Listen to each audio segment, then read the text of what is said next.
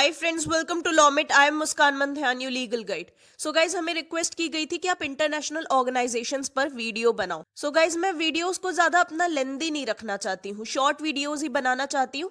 तो हर एक ऑर्गेनाइजेशन पर मैं एक शॉर्ट वीडियो बना दूंगी जिसमें आपको सारी इंफॉर्मेशन जितनी भी जरूरी है वो मिल जाएगी। तो हमारा पहला वीडियो है IMF के ऊपर, international monetary fund. So I request you guys कि आप लोग प्लीज मुझे ध्यान से सुनते रहिए एंड अगर जरूरी लगे तो नोट्स बनाते रहिए। Let's start. सो ये इंटरनेशनल मॉनेटरी फंड का लोगो है। मैं ये भी आपको दिखाते हुए चलूंगी कौन सी ऑर्गेनाइजेशन का कौन सा लोगो है, ताकि वो आपको याद हो जाए अच्छे से। सो यार 1930s में ग्रेट डिप्रेशन आया था, ठीक है। ग्रेट डिप्रेशन के बाद ही IMF इस्टेब्लिश हुआ था in 1944। 44 countries were present at the conference. जब ये बन रहा था, ठीक है, तो 44 कंट्रीज प्रेजेंट थी। International monetary fund specialized agency of the United Nation system, ठीक है। यूनाइटेड नेशन सिस्टम की ये एक स्पेशलाइज्ड एजेंसी है।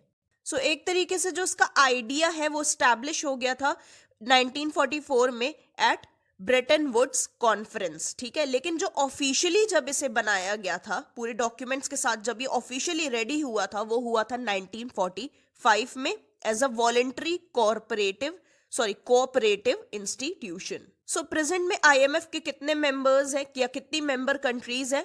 190। उसमें से कुछ कंट्रीज के मैंने नाम भी लिख दिए हैं, India, Iraq, Italy, China etcetera. So IMF के हेडक्वार्टर्स कहाँ है? Washington DC, United States. Official language क्या है इसकी? इंग्लिश है। करंट डायरेक्टर कौन है IMF की? Miss Kristalina Georgieva from Bulgaria, ठीक है, is managing director and chairman of the executive board from October 1 2019, ठीक है। ये एग्जीक्यूटिव बोर्ड की चेयरमैन है एंड मैनेजिंग डायरेक्टर भी है IMF की।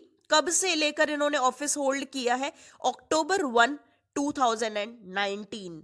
सो IMF का जो मैनेजिंग डायरेक्टर रहता है वो दो पोजीशंस होल्ड करता है। एक तो चेयरपर्सन रहता है वो एग्जीक्यूटिव बोर्ड का, और दूसरा वो हेड रहता है IMF के स्टाफ का।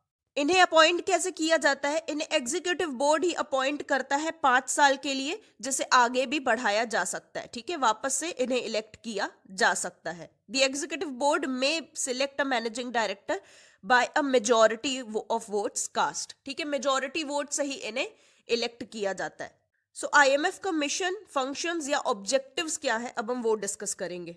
सो पहला है, ये इंटरनेशनल मॉनेटरी कोऑपरेशन को प्रमोट करता है। Second, ensure balanced international trade, यानी इंटरनेशनल ट्रेड में किसी भी तरीके का डिसबैलेंस अकर नहीं होना चाहिए, ठीक है। एक्सचेंज रेट स्टेबिलिटी इंश्योर करता है ये। काफी सारी कंट्रीज एक्सचेंज पर रेस्ट्रिक्शंस लगाती हैं, लेकिन IMF प्रमोट करता है सिस्टम ऑफ मल्टीलेटरल पेमेंट्स, ताकि एक्सचेंज रेस्ट्रिक्शंस कम हो सके, राइट। ये मेंबर स्टेट्स को असिस्टेंस प्रोवाइड करता है, उन्हें हेल्प देता है ताकि एडवर्स बैलेंस ऑफ पेमेंट्स अकर ना हो। इन्वेस्टमेंट ऑफ कैपिटल को भी काफी ज्यादा प्रमोट करता है और इंटरनेशनल ट्रेड में इम्बैलेंसेस को रोकता है, उन्हें बचाता है कि इम्बैलेंसेस अकर ना हो आपके इंटरनेशनल ट्रेड में। सो अब यहां पे ये चीज देखो, to promote international monetary cooperation, इसका मतलब क्या होता है? इंटरनेशनली काफी ज्यादा इश्यूज होते हैं, काफी ज्यादा प्रॉब्लम्स फेस करती हैं गवर्नमेंट्स मनी से रिलेटेड, ठीक है, अपने मॉनेटरी फंड से रिलेटेड। तो ये एक इंस्टीट्यूशन पर्टिकुलरली उनकी वो वाली प्रॉब्लम्स को सॉल्व करता है। कंसल्टेशन और कोलैबोरेशन के थ्रू ये IMF, ये एक ऐसा इंस्टीट्यूशन है जो मॉनेटरी प्रॉब्लम्स और इश्यूज को सॉल्व करता है अपने मेंबर कंट्रीज के, ठीक है। किसी को भी मॉनेटरी इश्यू हो रहा है, किसी भी कंट्री को मॉनेटरी रिलेटेड प्रॉब्लम्स हो रही हैं, तो वो IMF के पास जा सकती हैं, ठीक है, उनसे कोलैबोरेट कर सकती हैं, कंसल्ट कर सकती हैं, राइट। यही मतलब है फर्स्ट पॉइंट का।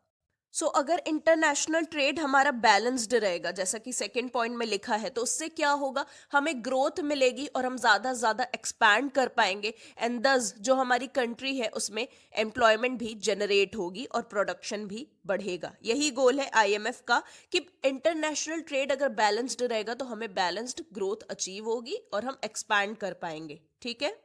थर्ड पॉइंट, सो यार जो एक्सचेंज रेट्स रहते हैं काफी ज्यादा फ्लक्चुएट रहते हैं, ठीक है, फ्लक्चुएट होते रहते हैं, कभी ऊपर हो जाएंगे कभी नीचे गिरेंगे, ठीक है। इसी वजह से आईएमएफ का काम है कि वो एक स्टेबिलिटी लेकर आए एक्सचेंज रेट्स में, ठीक है। अगर एक स्टेबिलिटी होगी तो अच्छे से एक्सचेंजेस हो पाएंगे। एक ऑर्डरली एक्सचेंज अरेंजमेंट बनाता है आईएमएफ, ठीक है। फोर्थ पॉइंट, सो यार ऑलमोस्ट सेकेंड वर्ल्ड वॉर के पहले ऑलमोस्ट हर कंट्री अपने एक्सचेंज को कंट्रोल करने की कोशिश करती थी, एक्सचेंज रेस्ट्रिक्शंस लगाती थी। क्यों लगाती थी? ताकि जो एक्सचेंज रेट है वो एक लेवल पर फिक्स हो जाए और फ्लक्चुएशंस ना हो। लेकिन आईएमएफ क्या करता है? आईएमएफ कहता है कि एक्सचेंज रेट्स को इतना ज्यादा फिक्स मत करो, इतना ज्यादा कंट्रोल मत करो, अदरवाइज जो ट्रेड है उसका फ्री फ्लो नहीं हो पाएगा, इंटरनेशनल ट्रेड फ्रीली फ्लो नहीं हो पाएगा, ठीक है। उसका फ्लो रुक जाएगा एक तरीके से अगर आप ज्यादा रेस्ट्रिक्शंस लगाओगे तो इसी तरीके से आईएमएफ का काम है कि जो रेस्ट्रिक्शंस, एक्सचेंज रेस्ट्रिक्शंस लगाती हैं कंट्रीज, उसको ये रिलैक्स करता है, ठीक है, उसको कम करता है। क्यों कम करता है? ताकि इंटरनेशनल ट्रेड बढ़ सके और ज्यादा इंक्रीज हो सके।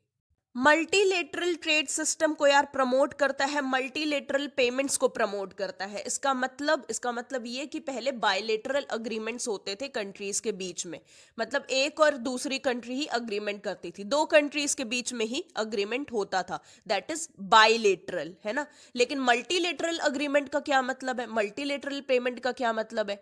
एक से ज्यादा कंट्रीज के बीच में ट्रेड होना, एक से ज्यादा कंट्रीज के बीच में अग्रीमेंट होना, एक से ज्यादा कंट्रीज के बीच में पेमेंट होना, मतलब इंटरनेशनल ट्रेड का इंक्रीज होना, है ना। इसीलिए आईएमएफ मल्टीलेटरल पेमेंट्स और अग्रीमेंट्स को प्रमोट करता है। फिफ्थ पॉइंट, यार काफी बार ऐसा होता है कि बहुत भयानक एडवर्स बैलेंस ऑफ पेमेंट भी अकर हो जाता है, ठीक है। तो उसके लिए आईएमएफ काफी बार लोन भी देता है मेंबर कंट्रीज को, काफी बार सेल भी करता है, ठीक है, ऐसा भी आईएमएफ करता है।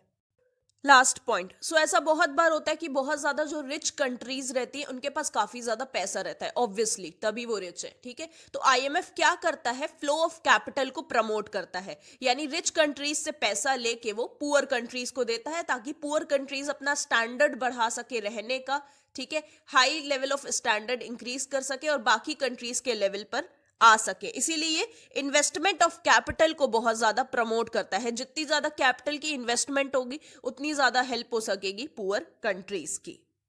सो आईएमएफ ऑर्गेनाइज्ड कैसे है, उसका स्ट्रक्चर क्या है, इंटरनली वो कैसा दिखता है, ठीक है, क्या क्या पोजीशंस है आईएमएफ में, वो हम डिस्कस करेंगे, ठीक है।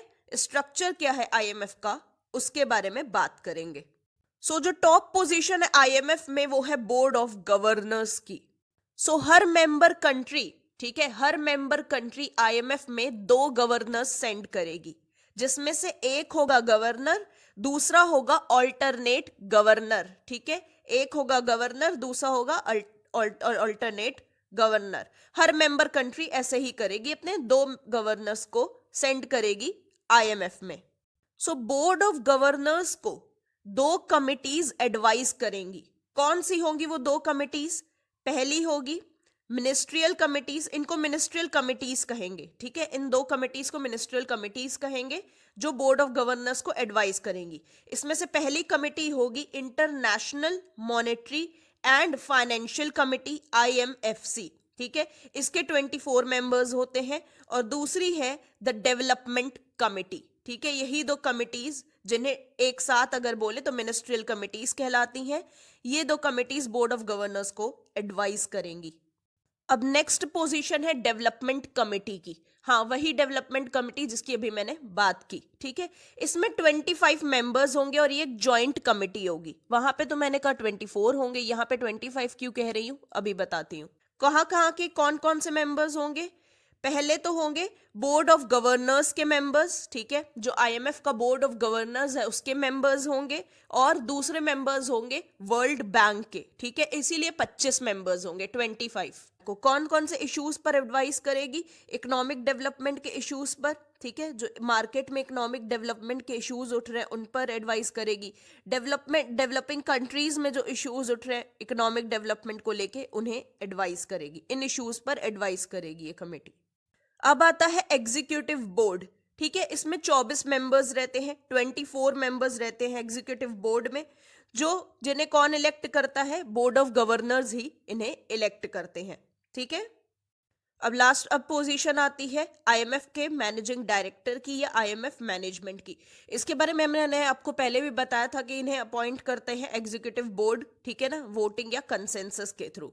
ठीक है, या तो वोटिंग या तो आपस में सहमति करके इन्हें अपॉइंट किया जाता है। कंसेंसस का मतलब होता है आपस में सहमति कर लेना, ऐसे करके अपॉइंट होते हैं ये दो पोजीशंस होल्ड करते हैं। एक तो चेयरमैन रहते हैं एग्जीक्यूटिव बोर्ड के, दूसरा ये हेड रहते हैं आईएमएफ के स्टाफ के।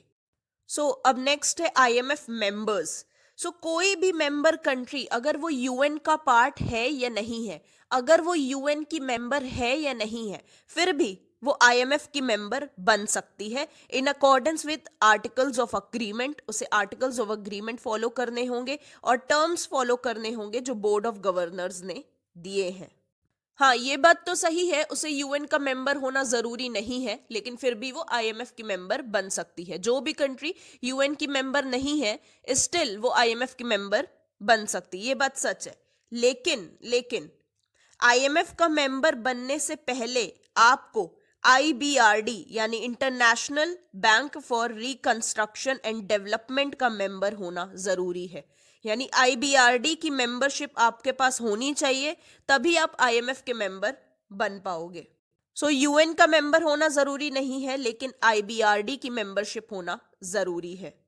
हर मेंबर कंट्री जो आईएमएफ का पार्ट बनती है, उसे थोड़ा थोड़ा कंट्रीब्यूट करना पड़ता है। क्या कंट्रीब्यूट करना पड़ता है? थोड़े पैसे देने पड़ते हैं, जिसे हम कहते हैं कोटा सब्सक्रिप्शन एक तरीके से आईएमएफ का लेना पड़ता है। तो कौन सी कंट्री कितने पैसे देगी वो उसकी वेल्थ के ऊपर डिपेंड करता है और उस कंट्री की इकोनॉमिक डेवलपमेंट या इकोनॉमिक परफॉर्मेंस के ऊपर डिपेंड करता है। मेंबर्स के वोटिंग पावर, ठीक है, वो कितना वोट कर सकते हैं, कैसे वोट कर सकते हैं, वो डायरेक्टली रिलेटेड रहता है कोटा से। ठीक है, जो उन्होंने पैसे दिए हैं कोटा सब्सक्रिप्शन, उससे रिलेटेड रहता है। देखो यहाँ ब्रैकेट में लिखा भी है, the amount of money they contribute to the institution, उसी को कोटा यहाँ पे कहा जा रहा है। उसी से रिलेटेड रहेगा कि उनके वोटिंग पावर्स क्या क्या होंगे, कितने होंगे। ठीक है, इंडिया और आईएमएफ का कैसा रिलेशनशिप है वो देख लेते हैं। जब आईएमएफ को फाउंड किया जा रहा था, ठीक है, जब आईएमएफ ढूंढा गया था या एस्टैब्लिश किया गया था, तो 44 कंट्रीज प्रेजेंट थी, जिसमें से एक इंडिया भी था। ठीक है, इसीलिए India is a founder member of the IMF. IMF में इंडिया से कौन से एग्जीक्यूटिव डायरेक्टर गए हैं? ठीक है, आईएमएफ में इंडिया की तरफ से एग्जीक्यूटिव डायरेक्टर कौन है? वो है मिस्टर सुरजीत भल्ला। ठीक है, एग्जीक्यूटिव डायरेक्टर है मिस्टर सुरजीत भल्ला। प्रेजेंट में मैं आपको ये चीज बता रही हूं।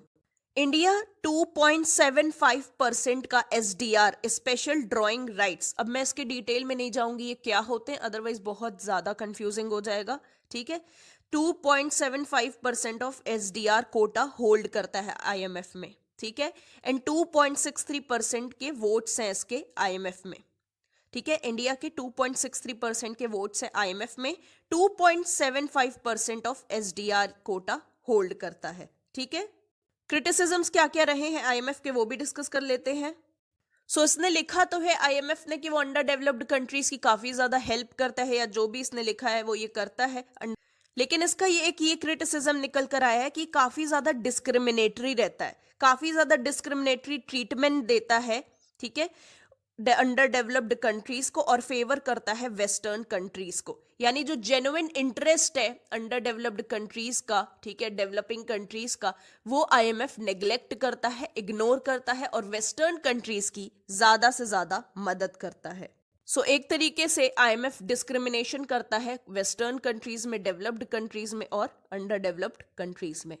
आईएमएफ का कहना है कोई स्टेबिलिटी लाता है फॉरेन एक्सचेंज रेट्स में, लेकिन रियलिटी कुछ और है यार। आईएमएफ सच में एक stable and sound international monetary system अभी तक एस्टैब्लिश नहीं कर पाया है। ठीक है, और इसी वजह से एक साउंड और स्टेबल मॉनेटरी सिस्टम ना होने की वजह से बहुत भयानक मॉनेटरी क्राइसिस भी झेल चुका है आईएमएफ। ठीक है, क्यों झेल चुका है? बिकॉज एक्सचेंज रेट्स काफी ज्यादा फ्लक्चुएट करने लगे थे, काफी ज्यादा, जिस वजह से मॉनेटरी क्राइसिस भी हुए थे।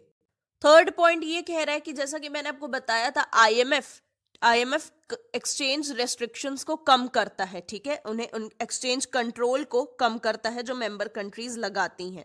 लेकिन एक्चुअल में आईएमएफ अभी तक मेंबर कंट्रीज को सही से परसुएड नहीं कर पाया है, उन्हें सही से कन्विंस नहीं कर पाया है कि वो अपने एक्सचेंज रेस्ट्रिक्शंस को कम करें या अपने एक्सचेंज कंट्रोल्स को कम करें। अगर आपको कोई भी डाउट हो, कोई भी प्रॉब्लम हो, बेझिझक कमेंट सेक्शन में डाल दीजिएगा। Law peeps is my Insta ID, ठीक है, कोई भी डाउट हो, कोई भी प्रॉब्लम हो, वहां आकर भी बता दीजिएगा। So thank you for watching this video friends and we'll meet soon in the next video. Good luck.